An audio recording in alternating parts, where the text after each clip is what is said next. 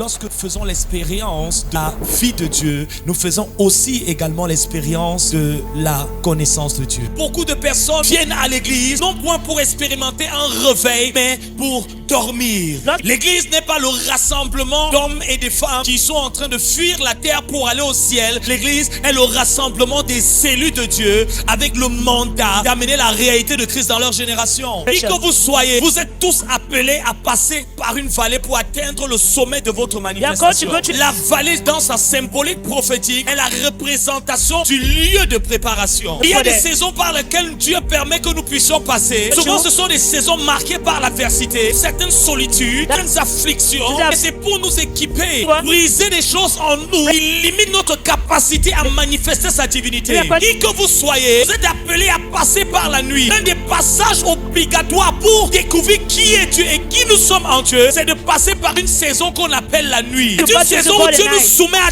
plein de tests, nous soumet à l'adversité, nous soumet au manque, il nous soumet au coup, nous soumet à la trahison. Il a dit à Israël, Deutéronome chapitre 8 et chapitre 11, c'est moi l'Éternel, je vous ai fait passer par ce chemin, je vous ai amené dans le désert, je vous ai exposé à la chaleur, je vous ai donné pour nourriture la manne que vous ne connaissiez pas, afin de voir ce qu'il y avait dans vos cœurs.